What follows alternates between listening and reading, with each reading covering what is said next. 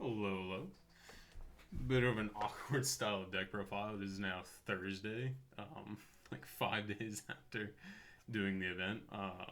Just a quick backstory. My name is Ryan Fletcher. I just went 9-0 at Kissimmee playing Maliss. It was surprising to a lot of people, one, that I was there, as typically Florida Regionals are practically like a family reunion type style where at least I like to believe that Florida's a tight knit group. So whenever we're all around, we typically get excited. But anyway, the other surprising fact was that Maliss did well, and this wasn't the only place that Maliss did well. There was it the German Open? Maliss also had a showing there. There were multiple tops.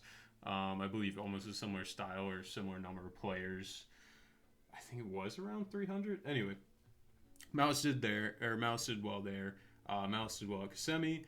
So we have a YCS coming up this weekend, which is YCS Pittsburgh. And I was originally not planning to do a deck profile, but the main person who I was really interested in getting this information to, I just haven't been able to get in contact with him. So I said, whatever, I'll just go ahead and do it. I'll get into another reason why later, but I felt I should at least just say something about it because it was an achievement to other people. It wasn't really an achievement to me. I just showed up mainly to give my girlfriend more exposure to the game. I have been playing with her and getting her more into it. And unfortunately, I did take a step away from the game when she was getting the most into it. So I have been feeling a little bit guilty. And like I said, I really wanted to get her more exposed to other players than myself because sometimes I'm not really the most fun to play with, especially if someone's learning. Because I am very critical about things, but over time, she's kind of softened that for me. So if you guys perceive me being a little bit nicer, you could probably just thank her because uh, this game's complicated. This game's extremely complicated, and I kind of forget that sometimes. But anyway, I am digressing so much and just so off topic. I would not know. You really don't actually need to watch this video at all. I'll tell you that right now. I'm just going to put the deck list in the description. You really have no reason to watch this if you're just looking for the cards. Just stop the video right now. Just go right into the description. Grab the deck list. Most likely at this point, it'll probably be on somewhere like someone's going to upload on Yu-Gi-Oh! Pro. Either way, you don't need to watch this at all. But what I'm going to talk about is what went right for me this weekend and how I feel like that is more of the message of the cards that I played. Because, like I said, there was a lot of Maliss decks that performed, and you saw repeat performers, I believe in Rico, who did well at the German Open. You should probably take his list. His list is probably, more tested for the game. Whereas I was just like, I haven't played in a year competitively. I've shown up to locals here and there, but it really hasn't been much. I really just wanted to take a step away from all card games. But I wanted to talk about what went well for me. So I'll show you what I believe are like just the standard cards. Like here's all Maliss cards, here's like the spells, and then over here in like this stack is like the cards that were like different than I think other people's lists. Because there really, I don't feel like at this point is a right and wrong way to build Maliss. It's just, are you getting Lanciad? Like the deck's just so powerful, and it felt like I got very lucky this week in making the insane meta call that I did, especially in round one too. Like round one, I call that round the round I was paying tuition. It's brutal. I was reading yummy cards all day long, and I'm very grateful. All my opponents were very kind and very nice because I was reading every single card. Even in round one, I tried to imperm a yummy synchro, and yeah, that was not good. He just kind of looked at me and chained it, and then I responded to him saying, I functionally just tried to imperm Requiem, right? He's like, that was a good way to say it. So, yeah, round one was brutal, but a couple of things I was trying to work on for this event were three things. I would like to get better at reasoning at point zero. And I'm saying this as like a previous thing that was discussed because as we were going there, one of the ways I'm trying to get my girlfriend better at the game is just kind of talking about goals. Like, what are your goals? Like, a regional shouldn't be a daunting thing. At least to me, it shouldn't be a daunting thing. Regionals is a place to test before YCSs. And typically in my past, anytime that I performed well at a regional, i.e. the 9-0 that I did in Kissimmee before Cancun, I've done well. Like I got third after Swiss in Cancun. And then right before Charlotte in 2022, I got, I think, second place at a remote regional, and then was just kind of going around the locals and doing well. So anytime I've kind of done well, like testing at a regional, it's always really translated well. So it feels kind of weird that I'm not going to Pittsburgh, but I will say that regionals are typically just testing grounds. So like I said, I would like to get better at reasoning at point zero. So that's me operating on just my own logical systems with no prior information of how a deck's supposed to flow and operate, which I had to learn too, because like I believe round 2 I played against Sovachord Yummy for the first time, and I impermed their level 1 Sovachord monster that searches any Sovachord card, and I think I ended up ashing another card, and he just started doing full Yummy combo like after, and it was just like I did nothing. Like I practically just hand looped myself, discarded some cards. So yeah, anyway, get better at reasoning at point zero. And then 2 things I was working on before I took this step away was tilt control, and then making the same plays with confidence when my hand is strong or not. So tilt control is something I've had issues with in the past. It's never really been super exacerbated to the point that it's like tournament ending from the start, but there are moments that the tilt just starts stacking and stacking and stacking to where I just kind of stop operating or stop performing to my highest level. Like I lose like the ability to stay in flow state. I made a misplay in my top 4 matchup where I street targeted a Golden Lord, and I knew he had White Destiny, so he just chains White Destiny, and then I just lose from there. I proceed to go into my 3rd and 4th player playoff just out of it, just completely tilted, just upset at myself. Like, it was my very first YCS top, and I am just livid. Like, I should be celebrating. That's so stupid of me, and you know, you get kind of blinded by it. But those are the 2 things I was working on. Oh, I didn't even touch on the latter of that one, the making the same plays with confidence when my hand is strong or not. That one I got from, I forget what video, but it was talking about how poker players play, where it's, you don't want to be telling of situations where your hand maybe isn't as strong. You should carry the same confidence if you have the right cards versus not. And I should make the same plays to feign to my opponent that my hand is strong, even if it's not. So, yeah. Without further ado, I guess it's already 7 minutes and I've just been talking for so long. So like, here's all like the mandatory cards. Like it's nothing interesting. Those 3 though with 1 Dormouse. Like my deck, like Konami's practically building my deck at this point.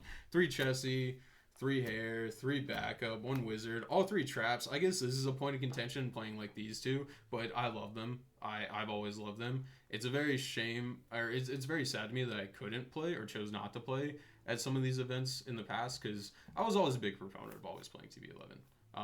When I was kind of like sidelining myself and discussing theory with my girlfriend when we just weren't really playing at all. Which, I mean, I'm sure people will have certain opinions saying that I'm behind. Anyway. Double alert. That'll make sense when I explain it later. 1 goal, yeah, like, why am I even wasting time? I did want to play 2 of this. I really like this card, especially going second, so I just kind of side out sometimes going first. And trap lineup, like, nothing interesting. That's somewhat interesting. Right before the regionals, I took that out for Baldrick. I also wasn't playing this just because I was just kind of floating around locals, so this card didn't feel as necessary, but right before the regionals, I put it back in. It was very strong all weekend. Yep, 2 Bystials, strong. This is probably the weakest card in my entire deck, was the Imperms. It was a side out typically, and I'll also explain that later, my side deck patterns, because if you made it this far, you at least deserve to hear what I was thinking during the tournament and everything like that. So there's that. Extra deck. Yep, I guess that's different, but I've already seen people back onto it, so it just doesn't even matter me saying it's different. Yep. Dark, I really don't feel like it's breaking the mold.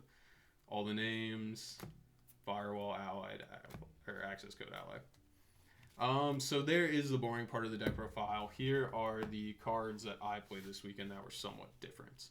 So we have Dotscaper, Double Cynet Mining, Transcode, Heat Soul, G-Golem, Crystal Heart. So I guess let's start with these, because these are probably the easiest to explain. Well, in conjunction with the Transcode. I want to focus more on like a cyber style deck. It is kind of funny to say that, because in the past I've always had very strong opinions about only cyber style playing, where it's just a very obnoxious hand trap deck that just kind of stun locks the opponent and just link climbs into double tagging access code. Obnoxious, whatever. Dotscaper overperformed, a card I will always side out going second because of Impulse. I've had times where I've left both in. I'm not taking this card out, obviously, unless I'm playing against some like weird fringe deck that doesn't special summon.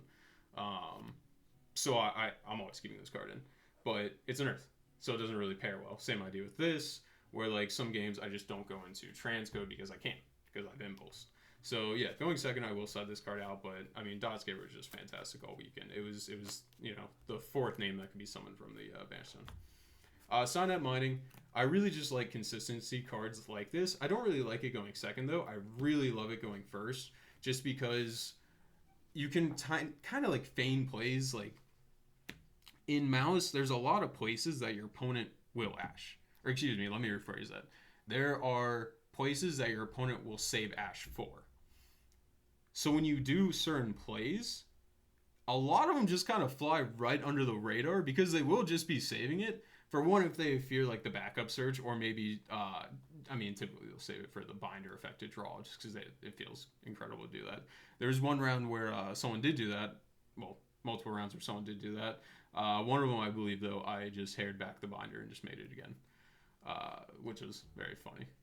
But yeah, 2 Cynet Mining, I was happy with this. Like I said, I do side it out going second, just because I want to have more like of my side and not really rely on trying to see these and just hope to see like my actual engine, which I think is a fair statement when like keeping in Fuwalos and also having that 6 cards for the draw. So very happy with these. Like I said, I explained some of my side deck logic there, but these cards are fantastic. The ability to make, which I will show you right now. This was typically my end board. So let me move that over. Move this over.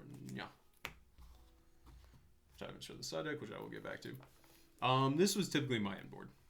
So having these 3 untargetable is quite nice, especially too with its 500 attack point boost. I mean, this guy's just a behemoth at 43. Because if you're summoning back all 3, which typically I was, because I forgot I had a line to make sure I have this guy on field when I go to summon this, so I just only have to bring back the 2 in case they are saving like Impermanent Nib for this moment. I can at least just tribute that off and then also still revive him because he's no longer there. So these 3 on field, very nice. This card in fringe situations where I've had to kind of like beeline for this, I have drawn very good cards off of it and been able to play after. That's only ever happened at locals, but I was very happy with at least this lock. And then randomly too with this, you can sometimes just go for game because this guy becomes a 3400 double attacking Pierce. So that's pretty strong. I've only done it once at locals once again, just kind of fringe scenarios. But I was very happy, and I can explain more about like what it takes to get into these, because a lot of times it will be involving me having, I think when I was doing it, it kind of looked like my board state was like this at the moment, because I had to make a Link Revo to get into the special summon for Wicked. So I would then, let me move this. I'll typically have like another monster over here, whether it be like, I don't know, like a backup or something, or I try and keep like the Maliss names on board that are a 5 just so I can keep going. So like here, I'll take like these 2 or something like that, then go right into G-Golem, and then do this for transcode, and then transcode effect, revive. At this point, I'll probably go ahead and use Wizard, summon out because I've used the G-Golem, and then go right into, with the 3rd monster obviously, right into Heart's Cryptor over here, and then G-Golem effect to revive the transcode. Now we can just go right into Heat Soul if we already haven't, and this is what I was talking about leaving it on the side. And then all we have to do is just get like 2 more monsters on board. So like through that way, the G-Golem was very nice because it just made linking very efficient. And then also at the same time, Maliss, I feel, or at least I feel like it has like a Link 2 problem. There's a lot of choke points where you're using your Link 3s as Link 1s. So it becomes a little bit less efficient to bridge things. Obviously, I just use like a Link 3 and another monster to make this. But it repays the efficiency because each monster sums itself out. So I was very happy with those cards. Obviously, you don't have to play them. I'm just telling you about how I enjoyed them. And also, like, the Heat Soul is very powerful, too. Being able to get the draw, obviously, on my turn, and then get the draw in the draw phase. Which I did a cheeky one round against someone where I knew they super polyed me game 1. And obviously, we'll return the field back to how it was. To this. And in game 3, I do the cheeky of asking my opponent if they have any fast effects in draw phase to feign this card. To which I immediately did not activate that. I immediately flipped Eradicator. Which is very funny. Eradicator tribute the ransom because now it's 28 because of the transcode, because it's co-linked. So I immediately was just able to shotgun that. He didn't have Super Poly anyway, but at that point he wouldn't be able to change it because I have Dark Fire Earth, which I cooked 4 cards out of his hand. It was like Double Dark Ruler, Terraforming Raigeki, and then I think I'm like a Mousetrap. So I mean, the Eradicator was disgusting, but it's only fair. Oh, camera's right there. It's only fair. He anti-spelled me game 2, and I just had to concede on the spot. Oh, and that's another benefit too of Heat Soul. You get an extra card when you're comboing during your turn first, because you'll get 2 off Chessy and obviously 1 off of Binder. Then here's your 4th right here. Then if you're like comboing into Allure, which a lot of times if I was able to save Allure as I'm drawing into a mid combo and I am post side, I'd wait to get every single card I could out of my deck, then go ahead and slap down the Allure. So Transcode and G-Golem I was very happy with. Heat Soul I was very happy with as well. As I mentioned before, there's so many Maliss decks I performed this weekend. I don't really feel, or excuse me, this past weekend, I don't really feel like there was a correct way to go about building this. I feel like as long as you're on Maliss and you're not getting Lancia'd, you're already really up.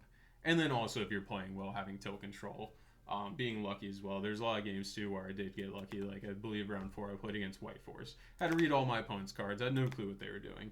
Game 3 I saw Shifter.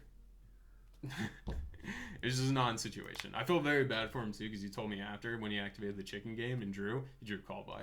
So like he went draw phase, activate Wanded, I changed Shifter, because that's crazy. And then he goes activate chicken game, see what we can draw into, pay 1,000, obviously draw a card, draw call by. So that just felt awful. So we go to my turn. I normal summon Dormouse. He concedes. So extremely lucky. I needed that to happen. So yeah, there's a lot of lucky breaks for me this weekend, and that's also why I'm not really on any high horse about this. Because 1, I'm not playing competitively. 2, I have no plans to continue playing competitively, at least at the moment. And then 3, it was a good weekend for me. It was an absolutely good weekend for me. So those are the 5 cards that if I was going to Pittsburgh, I'd still be on, and I still really enjoyed. Also, I will mention too about the G-Golem because there's nice lines with this when you get nibbed. Because you can typically try and save your wizard to the very end of the combo to where if you get nibbed, you can at least go into Link Spider. And then from Link Spider, you have a Cyber on field, so you can summon Wizard, bring back something, make G-Golem effect, revive the Link Spider, and then just start comboing up from there. So that's really nice. That being said, time for the side deck. Which is very funny to me because I still did heavily respect Lancia this weekend. I'll just kind of get into my bottom, I believe, what is this, 8 here? Here is all my going first cards. And that's what I did also differently. In the past, when I go for my side deck, I typically structure it Monster, Spell, and Trap. Then I organize monsters by attack points because I'm me. So I did my side deck differently. I just kept all my going first and second cards together, with the thrust being obviously the bridge between the two. So as you're seeing here, these were the cards I played to go first, and obviously these two right here, the Eradicator and the DDG, would interchange between each other. So, very powerful cards. Nothing needs to be said. Can't be playing D-Bear, so these will do, but I mean, that was very good. I only resolved it the one time, but when I did it, it was damning. But here are the cards for me to try to attempt to respect Shifter. And this is another reason why I was still happy about the Cynet Minings. Because the ability to search this, also with like the AI Connect into this, was very powerful. And like these two cards alone can typically get me pretty far, as long as I have like a mouse name and I have the ability to set up like go into ransom and set the mouse in the mirror. That was a big part of also my strategy too. When I get Fuwalos, I'd try and just go right into ransom. And then, depending on what my hand is, I remember one round I even got drolled. It was actually against a Maliss opponent. My hand was pretty optimal for getting drolled. I had like double imperm in my hand. So I was able to at least build somewhat of a board and set up with like double imperm. So that was nice. But this was the idea behind trying to respect Lancia.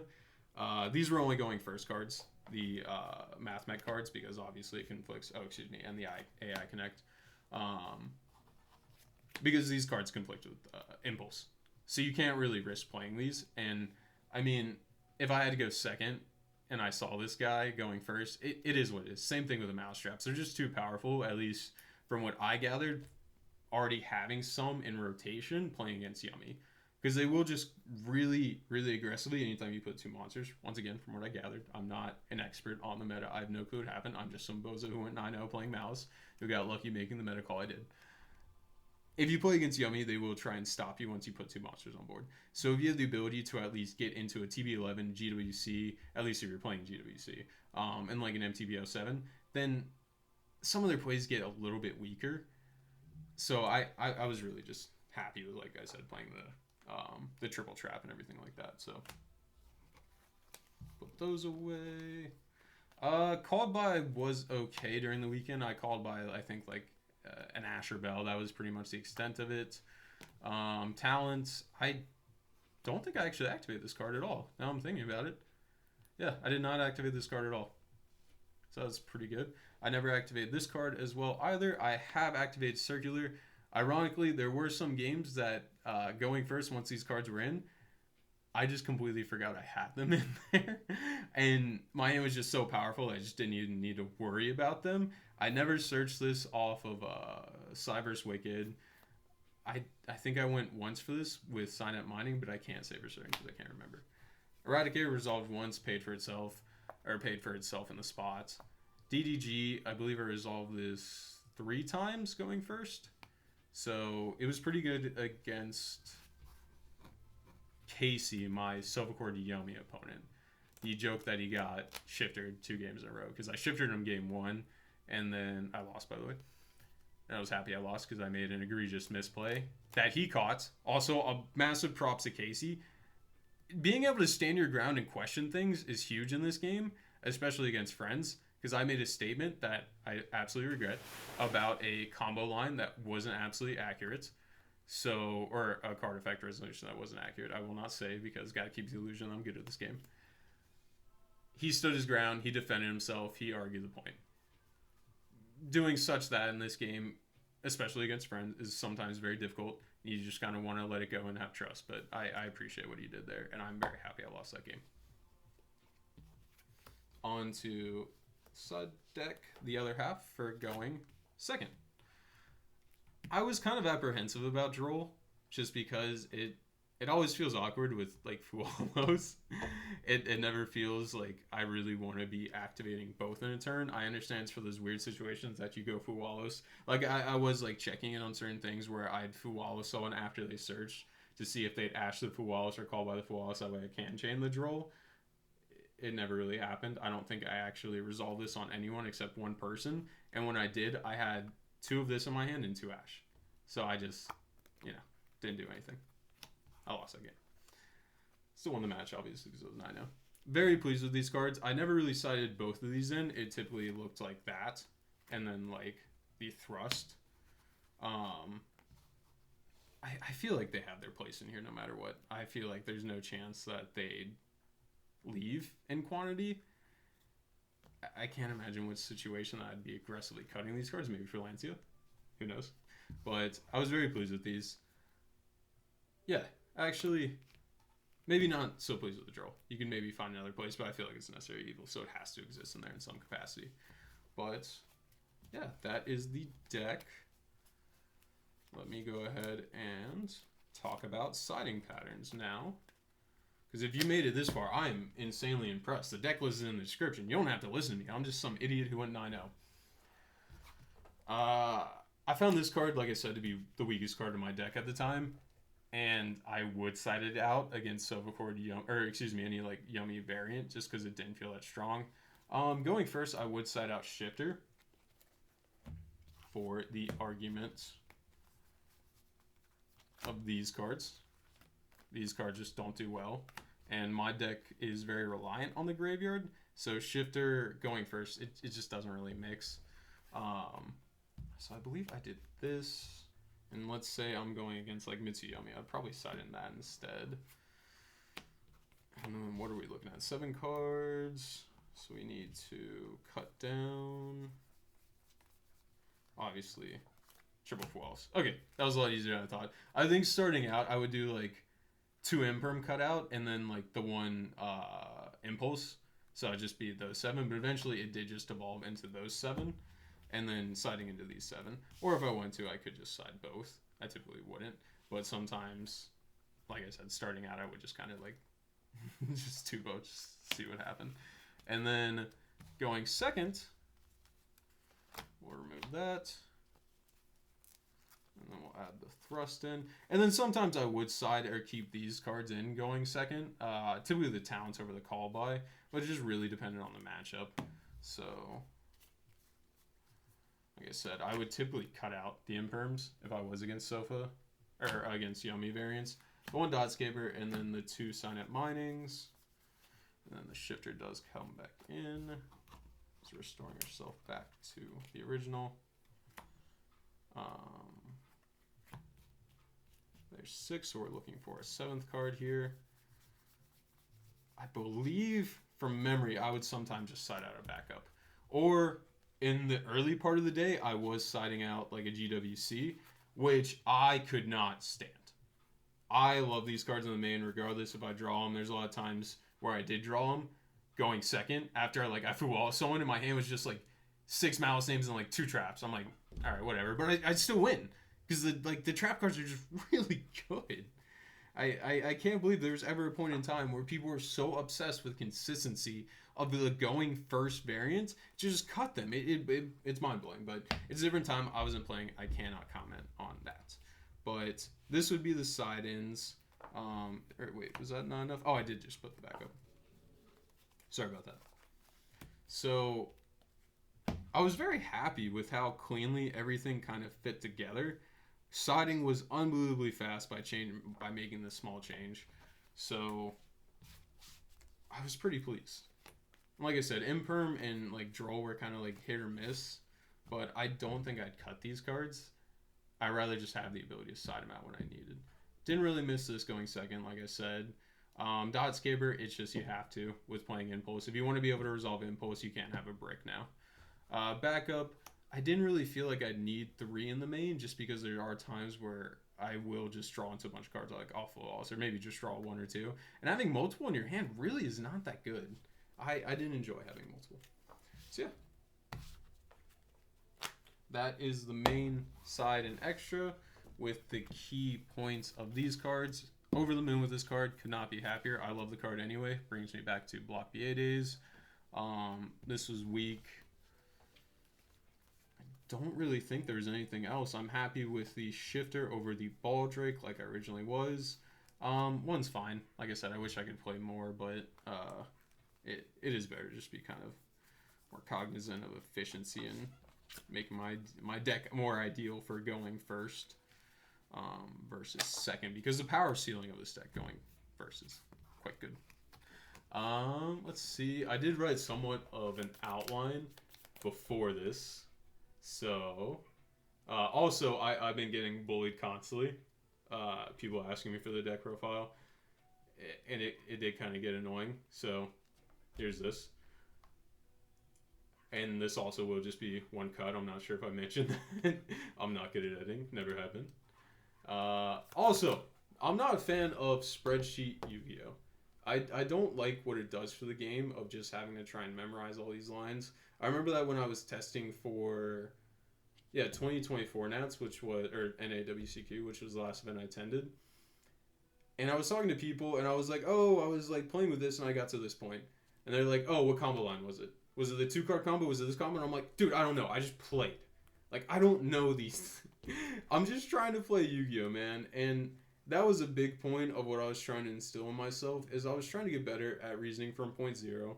I was trying to get better at all, like, the foundational ideas around how to play the game versus just trying to memorize a combo. Because all day, like, that's another reason why I'm not showing you a combo video of how I really played. Because I don't think I have one.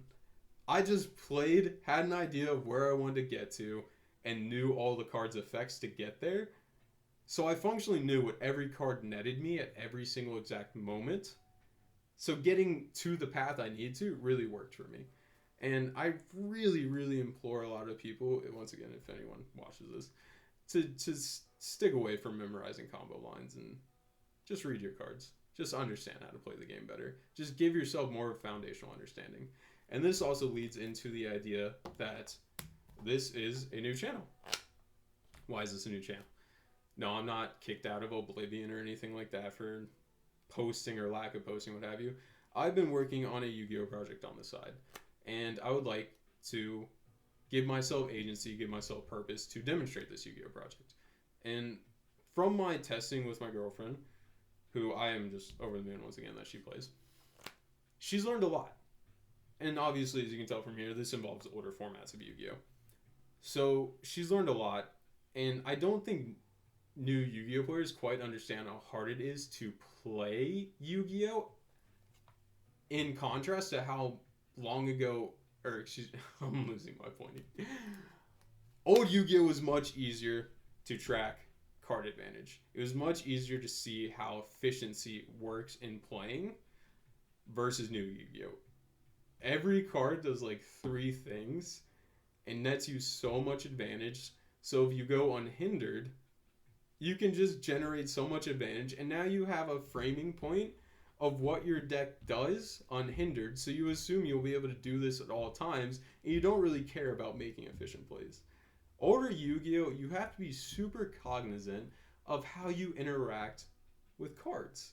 You can't be 2-for-1ing situations or wasting cards that could potentially offer you a 2-for-1, 3-for-1, 4-for-1 on a 1-for-1. You just cannot do that. And it's damning and it's punishing. So the project I'm working on, we're hoping to start streaming it soon once we, generate the website. But I also really want to give back to this game because I love it to death, and I love that my girlfriend's interested in it. And I love that, really, how many people I've met from this game and how much it means to me. So I'm going to try and be a positive force in the community, even though I know I can shitpost a lot and talk shit a lot. But yeah, thank you for watching.